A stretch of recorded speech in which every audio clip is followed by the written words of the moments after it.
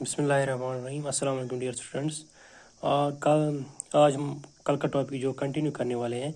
कल हमने जो फैराडेज का दूसरा एक्सपेरिमेंट है, हमने देखा था कि जहाँ पर उसने दो कॉइल्स दी थी, प्राइमरी कॉइल सेकेंडरी कॉइल। तो फिर वहाँ पर उसने कहा था कि magnetic flux linked with the primary coil जो उसके नज़दीक होती है सेकेंडरी कॉइल, तो वहाँ पर भी मैग्नेटिक फ्लक्स पे लिंक होता है, क्योंकि यहाँ पर ऑलरेडी जब हम स्विच को ऑन करते हैं तो वो कल हमने एक्सपेरिमेंट किया हुआ था कि जब करंट फ्लो करती है तो फिर किस प्राइमरी कॉइल में, तो फिर वहाँ पर मैग्नेटिक फ्लक्स लिंक होता है। सो दैट मैग्नेटिक फ्लक्स जो प्राइमरी कॉइल में लिंक होता है वो फ्लक्स नियर बाई कॉइल में भी लिंक होता है। उस फ्लक्स जो सेकेंडरी कॉइल में लिंक होता है तो वहाँ पर उससे जो करंट इंड्यूस होती हैं और हम गैल्वेनोमीटर में वहाँ पर डिफ्लेक्शन देख रहे हैं। तो फिर on the base of these experiments, वो हम कल भी डिस्कस किया हुआ है कि फैराडेज ने दो लॉज दी थी on the basis of these two experiment. और वही टॉपिक है हमारा Faraday's first and second law of electromagnetic induction. तो फिर हम पहला वाला जो डिस्कस करेंगे वो पहले से ही डिस्कस किया हुआ एक्सपेरिमेंट में ही हमें मिला कि वेन एवर। अब हमने यहाँ पर थोड़ा सा मैं डिस्कस करता हूँ कि पहला जो एक्सपेरिमेंट था तो उन्होंने कहा कि जब हम इस मैग्नेट को रैपिडली मूव करते हैं और when there is a relative motion between the coil and the magnet and induced EMF is induced in this coil, or current is induced in the coil, which can be easily shown by the deflection, which can be actually seen by the deflection of the current, deflection of the sensitive galvanometer. तो फिर first law क्या कहता है कि वो कहता है कि whenever there is magnetic flux linked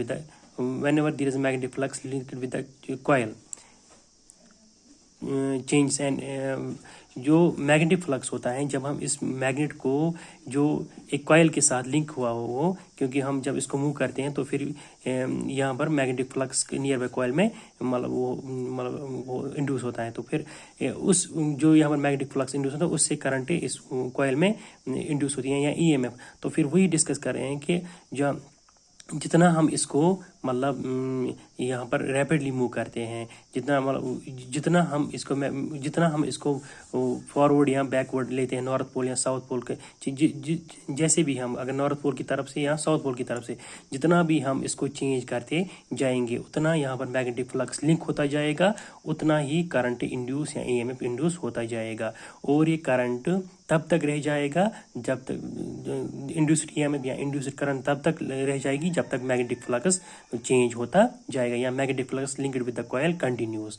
तो फिर उसका जो पहला वाला लॉ था कि when ever magnetic flux linked with the coil changes, जो मैग्नेटिक फ्लक्स एक कॉइल के साथ यूं ही चेंज होता जाएगा, उससे क्या होगा कि एक इंड्यूस्ड EMF इस वहाँ पर इस कॉइल में प्रोड्यूस होगा। ये इंड्यूस्ड तब तक होगा, इंड्यूस्ड EMF तब तक रहेगा जब तक मैग्नेटिक फ्लक्स जो कॉइल के साथ चेंज होता जाएगा। ये इसकी फर्स्ट लॉ थी।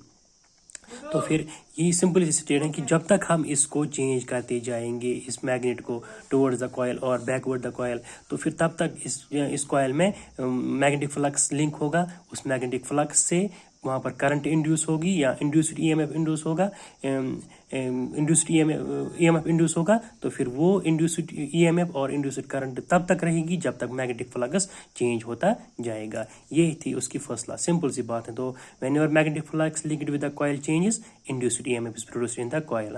This induced EMF lasts as long the change in magnetic flux continues. तो सिंपल सा ये इसका जो है ना, तो ये ये इसका फर्स्ट लॉ है वो एक्सपेरिमेंट में ही समझ आता है। अब जो दूसरा लॉ है इसका, वो कहता है कि मैग्नीट्यूड, अगर हमें इस मैग्नीट्यूड देखना होगा किसका, EMF का मैग्नीट्यूड देखना होगा EMF का।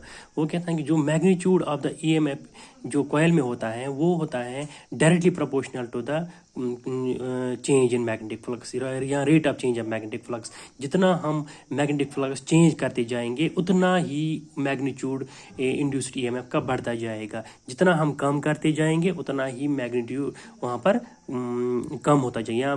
या मैंने पहले भी कहा कि रिलेटिव मोशन जब होगी कॉइल और मैग्नेट के दरमियान, तो फिर वहाँ पर इंड्यूस्ड EMF या EMF इंड्यूस होता है या करंट इंड्यूस होती है। तो magnitude of that induced EMF is directly proportional to the rate of change change of magnetic flux. जितना हम फ्लक्स चेंज करते जाएंगे उतना ही यहाँ से इंड्यूस्ड ईएमएफ या इंड्यूस्ड करंट चेंज होता जाएगा। ये अगर हम रेट ऑफ चेंज ऑफ या ये करेंगे rate of change of this magnetic flux को हम कम करते हैं तो फिर वहाँ पर इंड्यूस्ड करंट भी कम हो जाएगा। अगर हम इसको बढ़ाएंगे तो फिर इंड्यूस्ड करंट भी बढ़ता जाएगा। तो फिर ये है the magnitude of the EMF produced in the coil is directly proportional rate of change of magnetic flux. जितना हम मैग्नेटिक फ्लक्स चेंज करते जाएंगे उतना ही इंड्यूस्ड ईएमएफ वहाँ पर या वो उतना ही ईएमएफ इंड्यूस हो जाएगा या उतनी ही करंट इंड्यूस होती जाएगी। तो फिर मैंने यहाँ कहा कि फाई से हम डिनोट करते हैं मैग्नेटिक फ्लक्स। फाई को मैं कहता हूँ this the magnetic flux linked with the coil at time t1।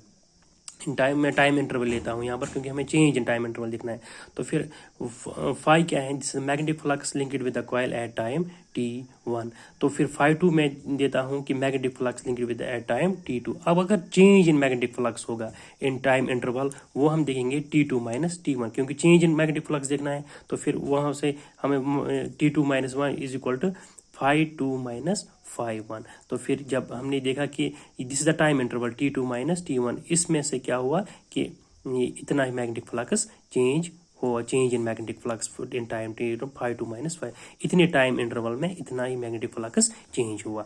अब हमारे पास इंड्यूस्ड ईएमएफ है, ठीक है। तो मैग्नीट्यूड तो मॉड हमने लगाया, ठीक है। तो rate of change of magnetic flux is directly proportional to phi 2 minus phi 1, ये फाई 1 है, phi 1 divide by t2 minus phi t1। तो जितना यहाँ से ये चेंज होगा उतना ही ये, अगर ये कम होगा, ये rate of change of magnetic flux कम होगा तो फिर इंड्यूस्ड ये ईएमएफ इंड्यूस जो होगा वो भी कम होगा। अगर ये ज़्यादा होगा तो ईएमएफ भी ज़्यादा होगा, ठीक है। और inversely proportional to the time.